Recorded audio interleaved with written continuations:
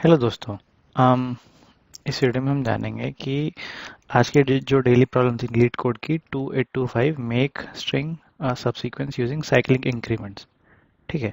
तो इसमें आपको दो स्ट्रिंग देगा, वो स्ट्रिंग 1 एंड स्ट्रिंग 2, और हमें ये बताना है कि क्या वो उसका सबसीक्वेंस है कि नहीं। ठीक है। तो जैसे मान लो कि स्ट्रिंग ए बी सी है, अब वो स्ट्रिंग ए डी है, हमें अलाउ करता है वो एक ऑपरेशन करना, मतलब हम वो ऑपरेशन एक्चुअली एक ही बार कर सकते हैं, लिखा भी हुआ है that a subsequence of string is a new string that is formed from the original string by deleting some, possibly none, of the characters without disturbing the relative position of the remaining character. Relative position अगर आप देख रहे हो ना, ये main बात है, और ये जो इसने बोला है कि जो ऑपरेशन है वो एट मोस्ट वंस कर सकते हो। ठीक है। फॉर एग्जाम्पल आप ये स्ट्रिंग देखो, ये ए बी सी है और ये ए डी है। तो अगर मुझे बताना है कि क्या string 2 is a subsequence of 1, तो मैं देखूंगा कि हाँ, जैसे अगर ये ए बी सी हुआ और ये ए डी हुआ, ठीक है, तो इसमें ए और ए मिल गया। इसमें जो बी है, अगर उसको मैं डिलीट कर दूं या हटा दूं, और उसके बाद जो सी आएगा, अगर मैं सी और डी को देखूं तो एक पायदान पीछे की तरफ है, बट वो हमें अलाउ करता है एक साइक्लिक ऑपरेशन करना। यानी कि अगर कोई ए है तो उसको मैं बी बना सकता हूँ, बी है तो सी बना सकता हूँ। अब पूछो कि जेड को क्या करेंगे, तो जेड को वापस रोटेट करके वापस ए बना देंगे। ठीक है। तो अगर मैं सी को डी बना दूं तो ये ए और डी हो जाएगा। तो मतलब हाँ, हम कर सकते हैं। This this will result out to be 2। ठीक है। इसलिए बोलता है कि string 1 becomes A B D and string 2 is now a subsequence, therefore the true is return. एक और एग्जांपल देख लेते हैं। जैसे मैं आपको यहाँ दिखाता हूँ। ठीक है।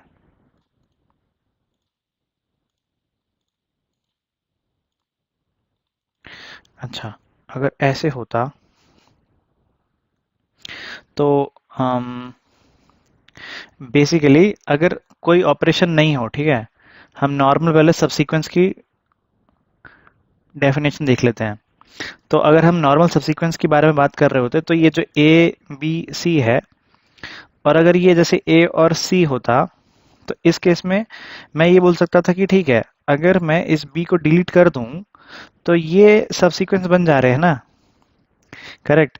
इसमें ऐसे नहीं कर सकते थे हम कि अगर मैं इसको ऐसे लिखता सी और ए, और मैं बोलता कि देखो इसमें सी इसके साथ मिल गया, ए इसके साथ मिल गया, हो गया सबसीक्वेंस। नहीं, सबसीक्वेंस में जो रिलेटिव पोजीशन है वो ज्यादा मैटर करती है।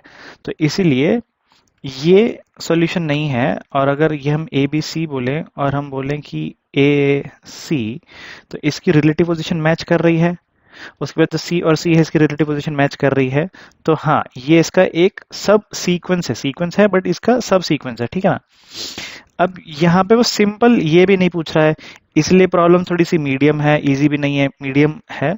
इजी होती तो बस इतना ही पूछ लेता वो। अभी वो कह रहा है कि ए बी सी जो एक स्ट्रिंग दिया गया है और दूसरा स्ट्रिंग ए डी है, तो क्या अगर मैं एक ऑपरेशन कर पाऊं तो क्या ये जो स्ट्रिंग 2 है वो स्ट्रिंग 1 का सिक्वेंस बन पाएगी।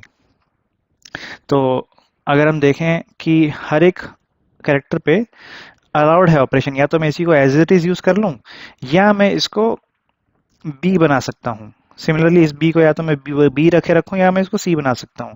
सिमिलरली इसको या तो मैं सी को सी रखूं, या तो मैं सी को डी बना सकता हूं। है ना।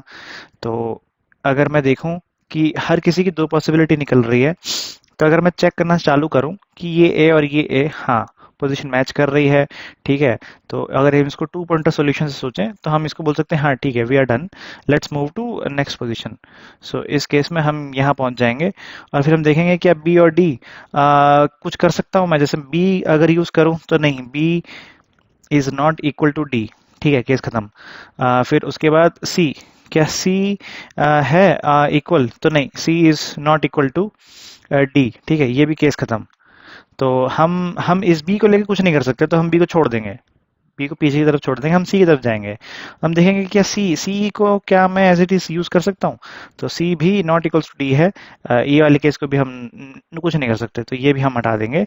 फिर हम देखेंगे कि अच्छा ठीक है, लास्ट में बचा डी, तो क्या डी तो एक्चुअली इक्वल से डी के, तो हम इसको यूज कर सकते हैं।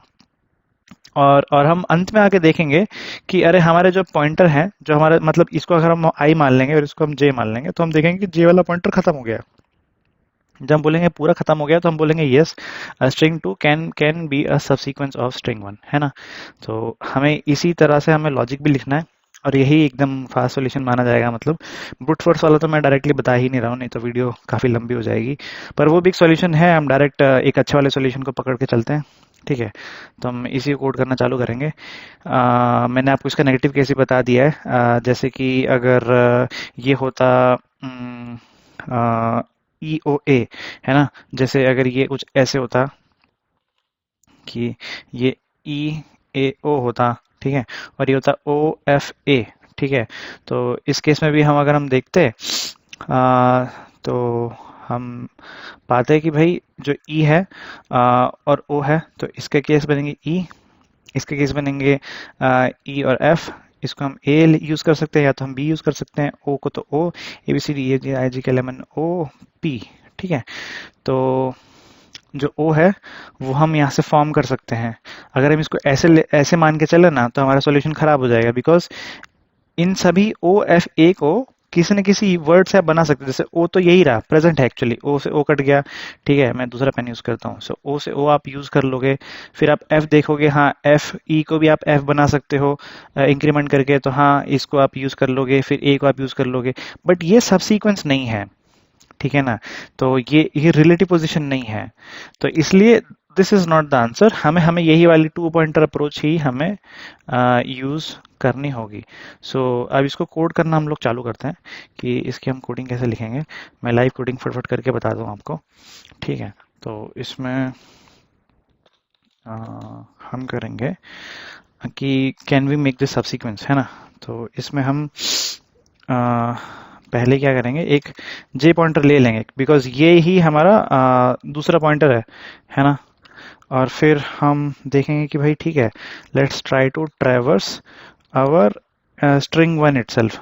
तो हम इसको रीड करना चालू करेंगे, स्ट्रिंग वन डॉट लेंथ, ठीक है, और इसको हम नॉर्मल से ट्रैवर्स करते हैं वैसे ट्रैवर्स करेंगे। फिर हम सोचेंगे कि क्या जो जे है वो एक्चुअली स्ट्रिंग टू की जो लेंथ है ना, मतलब क्या हम रीड कर चुके हैं उसको पूरा, मतलब इतना इंक्रीमेंट कर करके आगे बढ़ा दिए हैं कि हाँ खत्म हो गया है। तो इसका मतलब ये है कि हाँ शायद हमारा आंसर हो निकल चुका है, मतलब हम अपने आंसर के करीब हैं, हम आंसर अब एक्चुअली निकाल ही चुके हैं, ठीक है ना। तो ये एक चीज हो गई, स्ट्रिंग आर है यहाँ पे। और दूसरी चीज हम देख रहे थे कि बेसिकली जो एक कैरेक्टर है सी, क्या ये स्ट्रिंग वन डॉट, है ना, कैरेट, और हम अभी इंडेक्स आई को देखना चालू कर रहे हैं, ठीक है। और ये हमारा मतलब इसको हम समझते हैं कि ये हमारा एक्स चल रहा है basically. So we are looking at the first string. Now there is another string which is let's say y, and this will be string 2 dot character at j, ठीक है। तो जे हमारा अभी रुका हुआ है, हम आई को बढ़ा बढ़ा के देख रहे हैं, और अगर हमारा आई मैच कर जाएगा, सो दो केसेस है ना, या तो मेरा जो एक्स है वो ही इक्वल हो वाई के, ठीक है। छोड़ो, मैं एक्चुअली आपको एक और चीज बताता हूँ, instead of using car use character, full character object use करो, ताकि हम ये जो नूव वाले तरीके से करते हैं ना, इक्वल इक्वल्स हो, हम ये ना करें। तो हम इसको डायरेक्टली ऐसे चेक कर लेंगे, इक्वल्स, ठीक है, ये ज्यादा क्लियर अप्रोच है। तो या तो एक्स वाई के ही इक्वल हो, या हम एक मेथड बनाएंगे गेट -1, ऐसा करके हम मेथड बनाएंगे, ठीक है। और हम उसमें बोलेंगे कि अब को जब हम यहाँ देख रहे थे, बेसिकली हम इसको इंक्रीमेंट करना चाह रहे थे ना, ए को या तो ए यूज कर लो, ए को या तो बी यूज कर लो, बट इंस्टेड ऑफ दैट हम यहाँ पे वाई को ही कह रहे हैं कि ठीक है, या तो ए को ए के साथ चेक कर लो, या तो फिर इसको ऐसे चेक कर लो जैसे ये सी और डी को हम चेक कर रहे थे। तो या तो डी सी इक्वल्स चेक करो, बट नहीं, ये नहीं मैच नहीं कर पा रहे हैं, तो ठीक है, तो या तो डी को ही डिक्रीमेंट कर दो वन की तरफ, तो डी को वन डिक्रीमेंट करेंगे तो क्या बनेगा, सी बनेगा, तो सी और सी इक्वल हो जाएंगे। ठीक है, तो एक ही बात है, या तो ऐसे देखो या तो वैसे देखो। तो हम इसको करेंगे कि ठीक है, एक बार आप माइनस करो, और क्या तो ये जो है वो अगर इक्वल आ जाता है एक्स के, तो भी मेरा काम चल जाएगा। और इन दोनों केसेस में मैं क्या करूँगा, मैं जे को प्लस प्लस कर दूंगा। ठीक है, सो ये डन हो गया। अभी फिर लास्ट में ये तो मेरा लूप चलता जा रहा है, मान के चलो कि दोनों एग्जैक्टली सेम थी, तो वो भी हमारा एक बेस ट्रू केस होगा। तो इस केस में हम देखेंगे अगर लूप खत्म हो जाता है तो भी हम देखेंगे कि भाई क्या हम पार हो गए हैं इस कंडीशन के। तो मैं इस कंडीशन को as it is copy paste करके चिपका दूंगा इधर, बार बार नहीं लिखना चाहिए। ठीक है, अच्छा, पर अब हमने एक क्या चीज़ करी है, गेट माइनस जो है इसको हमने डिफाइन ही नहीं किया है, तो इसको हम यहाँ से जल्दी जल्दी डिफाइन कर लेते हैं। ये हमारा कैरेक्टर है,